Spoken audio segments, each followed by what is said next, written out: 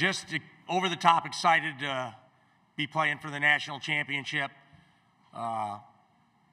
Like most of the teams in the tournament, everybody puts in hard work, but sometimes you just hit your rhythm. You find a way to win games. And that's what we've done. And we're proud of our group, proud to represent San Diego State on the biggest stage Monday night in the national championship game. We're going to start on the left side. Let's go with Dana and then Aaron after Dana. Dana O'Neill at The Athletic. Dutch, when you kind of came to San Diego State and Steve came along, how much work needed to be done? We opened up Viejas Arena, a brand new arena. That was a huge difference maker. They had been playing in Peterson Gym or the Downtown Sports Arena, and to have a facility on-campus arena, we could draw to that. It was something we could convince recruits to come to. The city of San Diego, our university, are great, but they had no facility. And now we had a facility, and then, thanks to, I'll bring his name up, John Moores, helped build us our athletic administration building, Tony Gwynn Stadium. He kind of put the seed money into San Diego State.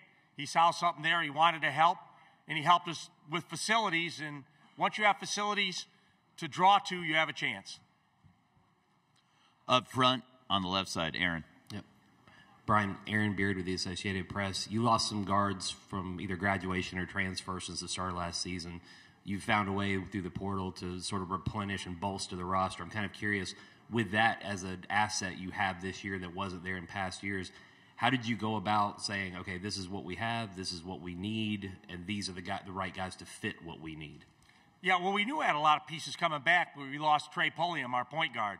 So we knew we wanted to add another point guard, and we went in the portal. We found Darian Trammell at Seattle U. He was a California kid. He'd had a really good year at Seattle U, both scoring-wise, leading their team defensively.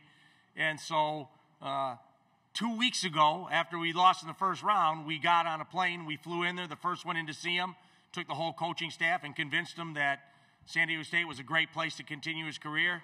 We got him, and players make the difference, not coaches. So we added another really good player to a good team coming back, and he was a huge difference maker for us this year. Coach, we're going to go toward the back to the right of the aisle. East Village Times, right there in the gas lamp quarter in San Diego. Coach, when we spoke to all of your players in the preseason, they all spoke about being here at this moment. It's easy to say that in the summer, in October. Why did your team have the belief that this was possible? I said it before. I thought the addition of Jaden Ledee was going to be a huge difference maker for us. We knew Darian was going to be good, a new piece, but Jaden, having watched him practice for a full year. And then we had a close scrimmage against UCLA, and I think they got ahead, I don't know, maybe like 20-some points on us in the first half, and we ended up tying it at halftime, like 44-45. And you're like, wow, this is, we got a really good team. And then it was back and forth in the second half. They beat us maybe in a one-possession game. And so at that point, even that early, you're thinking, wow, we might have something really good here. Well, obviously, it took Jaden a while to get his feet underneath him. He was trying so hard to have success that he was almost pressing his game. And then you look at the difference he made last night. I mean, he was the guy we went to for 2 baskets down the stretch. And so the addition of he and Darian, we knew with what we had coming back, gave us a chance to be really good. Staying on the left side, Coach, right of the aisle, Kevin. Yeah, Kevin Sweeney, Sports Illustrated. Coach, I know you've spoken a lot about how you felt like this was possible from the moment you stepped on campus, but was there a point in this rebuilding process over these last, 24 years that you felt like things were really turning and that you had gotten the level you needed to be competing for championships? I mean, this is up for debate. Sometimes your best teams, and obviously this is going to go down as the greatest team in San Diego State history, but there are other teams that were equal to this, if not maybe better at some areas. The Kawhi Leonard team with Billy White and Malcolm Thomas, DJ Gay, Chase Tapley, Jamal Franklin. That was an incredible team. We lost to UConn and Kemba Walker in the Sweet 16. That team was capable of winning it all. I've talked about the Xavier Thames team with J.J. O'Brien, Skylar Spencer, Dwayne Poley, Josh Davis. That was an elite team that lost in the Sweet 16. And so sometimes you just have to have the right matchups, be playing your best basketball, get a break here or there. So we've had other teams I felt were capable over our career to make a run at a Final Four. Coach, we're going to go to the right side of the room up front. John? Saturday at West, John Gold. Coach, was there a moment during the transition from Coach Fisher to you where you felt like you finally put your stamp on the program? I mean, that first year, we struggled as a team, but we did what all San Diego State's teams seem to do. We got better as the year went on, and we won the conference tournament. So I felt, really good about that in my first year that we were able to hang a banner. And then, when you replace a guy whose name's on the court, you know how you better win. You better win right away, especially if you have no head coaching on your resume, So as much as I felt good about who I am and how I do things, you have to win in this business to survive. And so, year 6, we've hung 6 championship banners, and now we made a Final Four. And so sometimes it's not how you feel you do things. It's how the people that hire you and look at you feel you do things.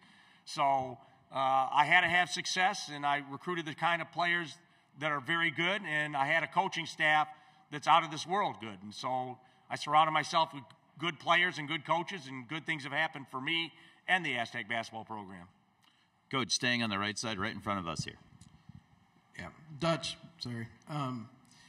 No matter what happens, Tuesday morning, the core of this group will be gone. And in a special run like this, people want to hold on to a sunset like this. But how will you remember these guys specifically, and how will that feel come Tuesday? Well, first of all, Bryce, I'm recruiting right now, too. I'm on the phone recruiting, and I'm not just saying it.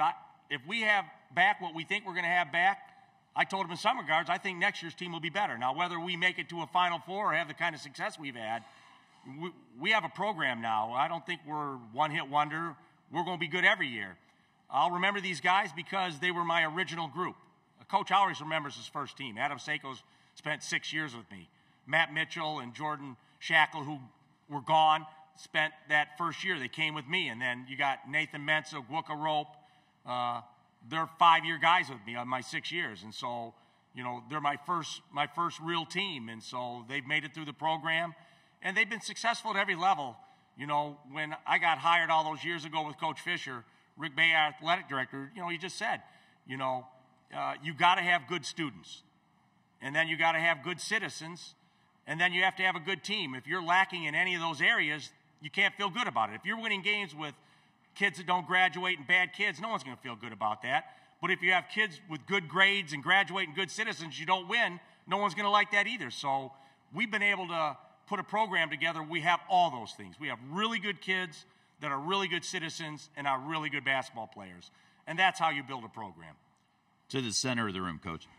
Yeah, Brian, here in the center, David Cobb from CBS Sports. How did growing up as the son of a coach mold you and kind of shape you into the coach and person you are today?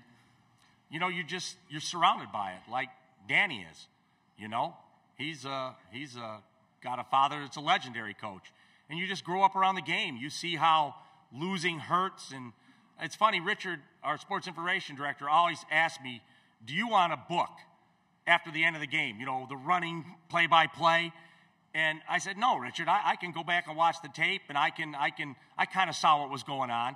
And I remember my dad, they didn't have tape back then. You couldn't watch the game right away. So he would open that book and go, well, here they are on a 6-0 run, and this is what happened, and this happened, and, it's a whole different era. But it's coaching. And I always say my dad's era of coaches, they were way better coaches than we were because they didn't have all this film and they didn't have all this stuff. We know every play every team's going to run, we play. You'd go and you'd scout one game and play a team. You'd have no film on them. You'd had no way to know what they were doing, and you had to make real game time adjustments. Like, what was that? What did they just run? And you'd have to recognize it. Right now, to me, game coaching is so much easier than those guys that had to do it way back when and actually recognize what was going on during the course of a game. Back left, just to the right of the aisle. Hi, Coach. Jerome Solomon from the Houston Chronicle. Along the lines of your father, you've talked about your patience and waiting until you got your head coaching job, and you had some chances earlier. As a veteran coach, what was he advising you through those years? Was he telling you you need to take a job because that's what coaches do? And secondly, I know you mentioned last night that he was under the weather. Is he going to be here tomorrow? Yeah, he's supposed to be here for tomorrow's game. He actually tried to get in yesterday, but he got, it's hard to believe, I think they got 11 inches of snow in Minneapolis. So he couldn't get out. So hopefully he'll get out on Monday and be here for the game. But what was the original question? I'm sorry, I got distracted. On how was he advising you when you were an assistant, and assistant coach is supposed to be looking for that next job or that head coaching job, and you chose not to? This is a hard business. And so I knew I didn't want to sell insurance at some point in my life. And I knew I better take a really good job when I got my first job. And so I've enjoyed everywhere I've been. And the beauty of working for Coach Fisher, and I hope my coaches feel the same way about me, is you have to be a great delegator. You have to hire good people and let them work so they feel they're contributing.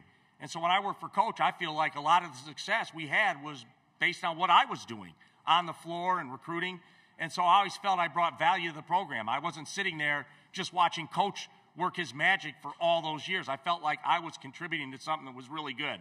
And to live in Ann Arbor, Michigan, and San Diego, I mean, what incredible towns to live in, raise a family in. And I didn't want to move my kids every 2 or 3 or 4 years. I didn't want a military existence where I'm chasing jobs, and sometimes you worry about your next job instead of enjoying the job you have, and I always enjoyed the job I had. That same area of the room, 3 seats in. Isaac Bourne, Mid-Major Madness. Looking to tomorrow, how do you feel like you match up against this UConn team, and can you give us some insight on which spots you're looking at that you can beat them in? Obviously, we have to try to control them in transition. They're as good a three-point shooting team in transition that we've played all year. In the three-point shot, like I said yesterday, such a weapon, And so we have to take away transition threes. We have to do a good job in the low post on Sanogo. He's strong and tough. And Hawkins is an NBA guard, So have to make sure we concentrate on him. And, it's just a lot of things that we'll try to get done in 48 hours to be ready for our opportunity tomorrow. Second row, left side. Coach John Howard from CBS 8 San Diego. This might be a better question 5 years from now, but from your perspective as a coach in the game, a fan of the game for decades, where do you rank Lamont Butler's shot last night in the history of the NCAA tournament? Well, if it was win the title, it might be one of the greatest ever. What an incredible shot. I mean, it put us in the championship game, but at the end of the day, people are going to talk about who won the national championship. People in San Diego will always remember Lamont's shot. But if we win a title, then they're really going to remember that shot. So it all depends on what happens tomorrow night, how it will be remembered through history. On the right side toward the back, Chris. Not one seat back. Sorry, Jen. Chris, thank you. Chris Bunham with ESPN. I know there's been a lot of games since then, but what do you remember about 2011 Sweet 16? 2011 Sweet 16. I remember Kawhi Leonard got the only technical foul of his career. That was not fun. I remember Jamal Franklin bumped into Kemba as he walked off the floor, and Kemba fell down, and Jamal Franklin got a technical foul. So hopefully we don't get any technical fouls tomorrow. I'd like to keep our guys on the floor and not give them anything for free. All the way up front, left of the aisle. Coach, you have quite a bit of experience this season and in the tournament in just one-possession games, close games. UConn has struggled this season in close contests. What advantage does it give your team, just the fact that you've had so much success when the game's on the wire? Well, they haven't had to worry about a close game so far. So hope we can give them one, and we'll see if, what they do in a close game. They've been fantastic. They've run through the field, and so it's a great challenge. But, I've said this multiple times. Our opponent is ourselves, and that's almost John Wooden. It's like be at your best when your best is required, and that's what we're going to try to do. We're going to try to play our best basketball. And if they beat us at our best, then we're going to congratulate them and shake their hands. But if we play at our best, we'll have a chance to win the game. Coach, left side of the room, left of the aisle, UConn Radio. Wayne Norman, UConn Sports Network. Coach, you talked about watching tape. I wonder how you reflect on second half of last night's game, down 14, how you came back. And then, again, talk more about that game-winning shot and that last play. Was that a design play? Was that a one-on-one move? We come back because we play hard on defense and we don't give in. You never see, I shouldn't say never, you rarely see us frustrated on the floor, no matter how the game's going. And I always say the easiest thing to say as a coach and the hardest thing to do is you say next play. Just play the next play. and I always tell the guys, your biggest enemy is frustration, both individually and as a team. Don't be frustrated, because if you're frustrated, you're not going to be able to play. Just keep playing. Just keep having a next play mentality, and we'll have a chance to play ourselves into this game. And that's what happened. And Lamont Butler, you know, I've taken timeouts and I haven't taken timeouts, but with the time and score, I just figured if we got the ball back with 7 seconds, it was enough time to attack up the floor on a broken floor situation, you know, where the defense wasn't set. You know, Dustin May's a really good coach. If he had a chance to set his defense, it might have been harder to score. Even though the shot he took was hard, I thought being in a broken floor with that amount of time was our best option. Center of the room, coach, third row. Zach. Zach Brazil, New York Post. Brian, do you have to convince your players at all that you can win this game? I mean, they're beating teams by an average of 20.6 a game in the tournament. The narrative is that this is just eventuality that they're gonna win. I mean, do you have to convince your guys you have a shot? No, because of the message we've been delivering all year. Our number one opponent is ourselves. So as good as Connecticut is, and we respect the heck out of them, we will study them and we will respect them, but our standard of play is what our goal is. Play to our standard of play. And if they beat us at our highest standard, then they deserve to win. But we have to play up to our standard. Back of the room, all the way back on the left side, Billy. Billy Witz with the New York Times. Brian, there aren't a lot of centers anymore in the game like Sonogo, who are a true low post threat, and Kalkbrenner maybe is different body type. You face him. What are some of the things that stick out to you about him? I love college basketball because the center still is valued.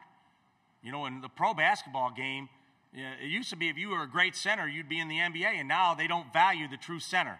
You know, they want a guy that can step out and shoot threes and drive it and be a playmaker from the high post, and their metrics say it does no good to throw the ball inside. And I think college basketball has got it right. I think to throw that ball inside, to create issues in that low post is winning basketball. So they have a capability of doing that, and so do we. You know, we duck 2 posts in most of the time. You know, we're not afraid to play 2 low posts and duck in, and what that does, if you miss a shot, you've got 2 guys in rebounding areas. You're not running in from the 3-point line to get every rebound. You got guys around the basket. If you miss a shot, you have a chance to be right there and get it. And so we found our best style of play this year is to have guys ducking in and playing 2 guys down there.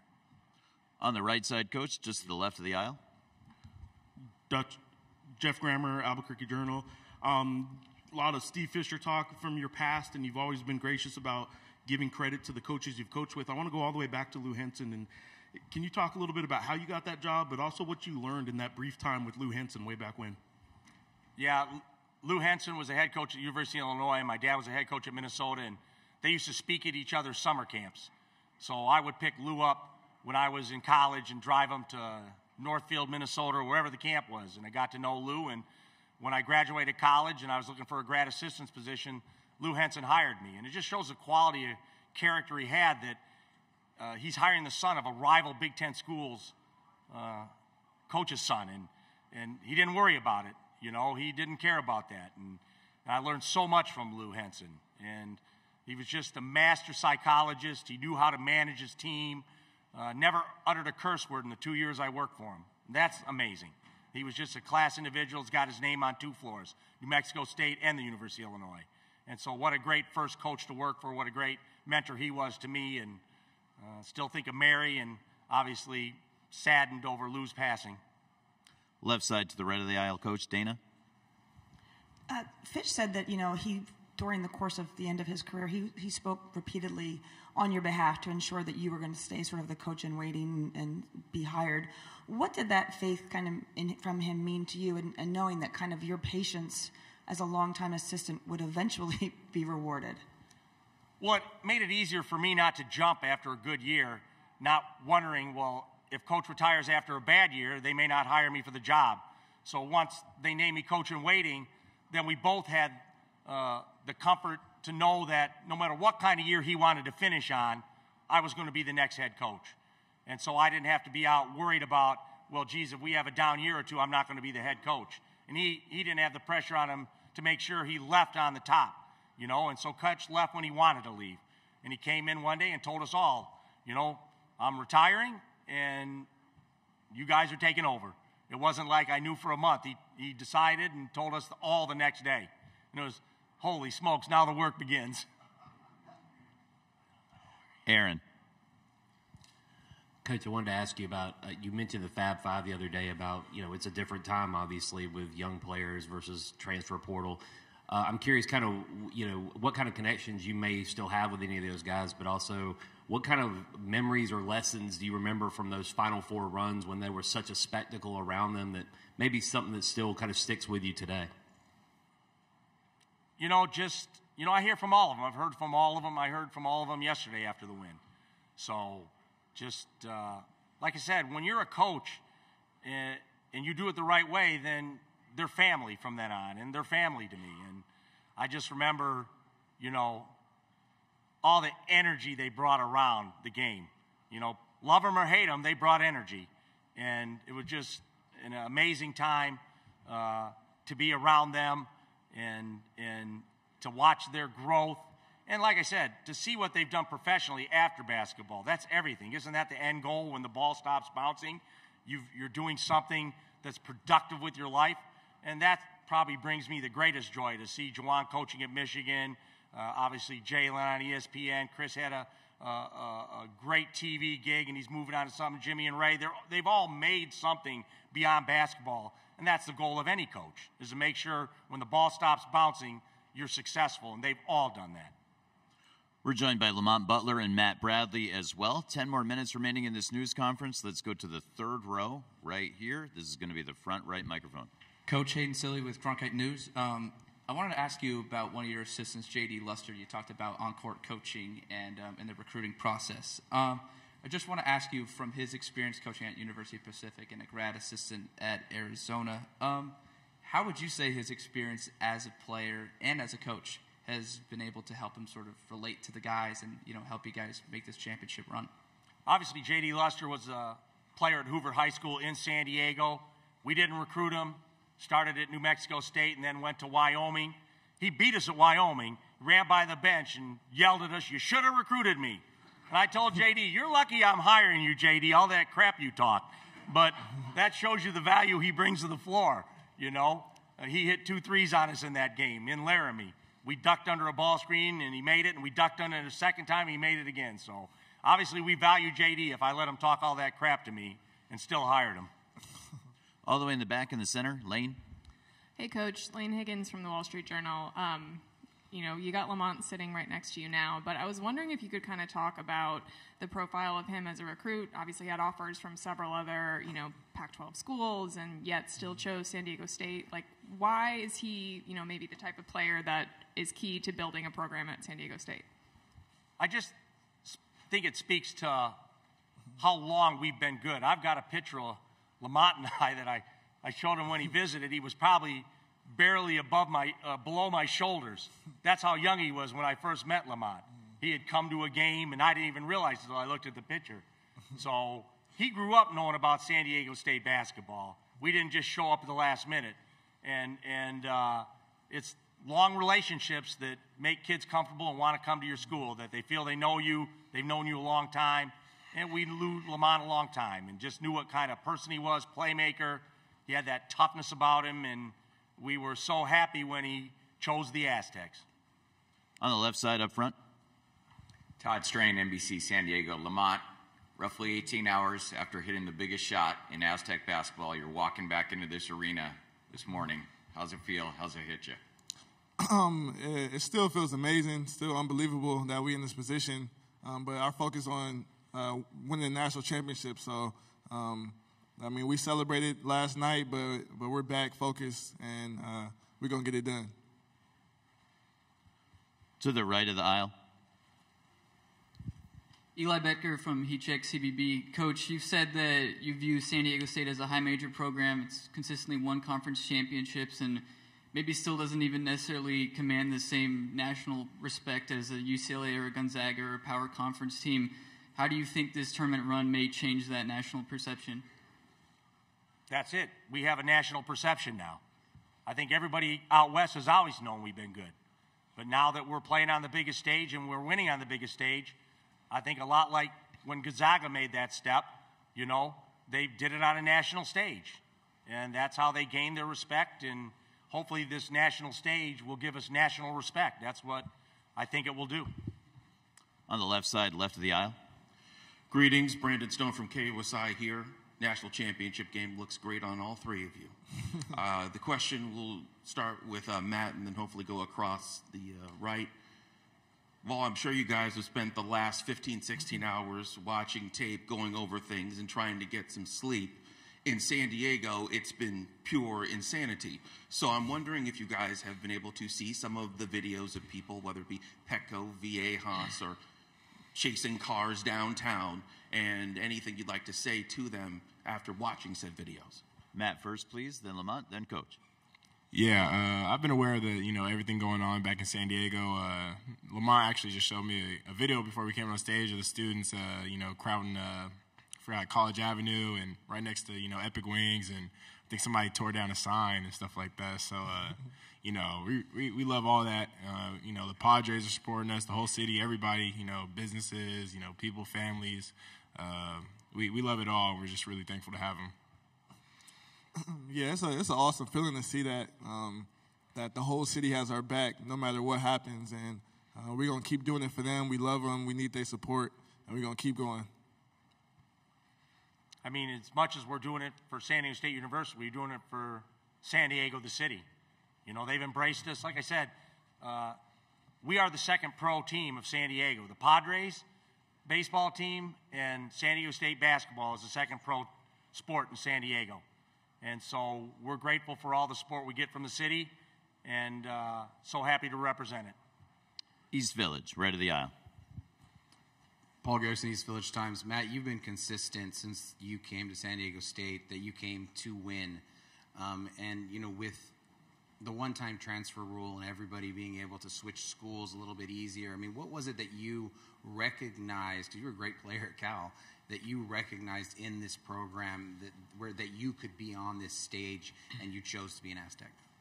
Yeah, in the recruiting process, they were really open with me and, honest about, hey, Matt, we understand what you did at Cal, but here there's a culture that you got to fit into, first off defense and second off winning, and, there's certain things I had to adjust to my game and also keep it within my game to, adapt to that culture. And, with that one-time transfer rule, you don't have that chance to redshirt and, get through those growing pains, and you kind of just got to hit the ground running once you get here. It was a long summer, there's a lot of stories I could tell about, what I went through that summer and just adapting to the culture. And, it made me such a better person and a player going through that stuff. So, I love the one-time transfer rule. It allows you to grow in an amount of short time that you probably have to do in a year in, regular terms of redshirting. So, I'm really glad I made that move. To the right of the aisle, 4 seats in. Justin Cox, Daily Aztec. Lamont, you guys have been really successful in close games this year. I think you're 10-1 in games decided by 5 points or less. You've had 2 huge shots. Why do you think you guys are so successful in close games? It's something we work on at practice. We do scenarios, 1 minute, 30-second scenarios against our scout team, who's really good. So it just kind of prepares us for these moments. We had some struggles earlier in the season with close games. So it's a credit to our coaches putting us in these scenarios before the game even starts. Up front to the left. Austin Targ, East Village Times. Lamont, you guys are again underdogs, 7.5 points according to Vegas. How does that make you and the team feel to again just be in this underdog role? I feel like we've been underdogs this whole tournament. That's the mentality we went into it. The mentality we went to every game. So we're going to keep that mentality and keep on proving people wrong. On the right side of the aisle, Journal-Inquirer. Adam Betts with the Journal-Inquirer. For both Matt and Lamont, just what are your thoughts on UConn overall, how you guys match up with them, that type of thing? Go ahead, Matt. UConn's a really good team. We've been seeing what they've been doing throughout the tournament. The wins they've been having are really impressive, but I think we match up with them really well. They're really physical. They're a big team, and, we just got to stick to our game plan. We're our own biggest competitors. If we just play our game, I think we should come out with the win. And, credit to UConn, though. They're a really good team. We're definitely going to have to do some scouting and, preparation for them. But we got to do what we've been doing to get to the championship game. Lamont. Like Matt said, real physical team. They can get it going on the outside. They have great shooters out there. On the inside, they have some big dudes down there. So it's going to be a really good game. I feel like we can do some things to slow them down. They're really good in transition and things like that. But like Matt said, we got to focus on ourselves, and we'll be prepared for them. Final question at the back of the room. Ed Green, Review Journal Dutch. A lot has been said about the Mountain West through these last 2 years, bowing out in the first round. I know you've talked about this, but can you talk about the conference's strength and what this run kind of defines this conference? This conference is hard. It's toughened us up, to go to the places we have to play in Laramie and Logan and Albuquerque and Vegas and just go down the list. This is a hard Colorado State, play at altitude. Tough travel league, nothing easy to get to, and I think we had an 8-2 road record this year, and so we've been battle tested on the road, and I think it served us well playing in this tournament.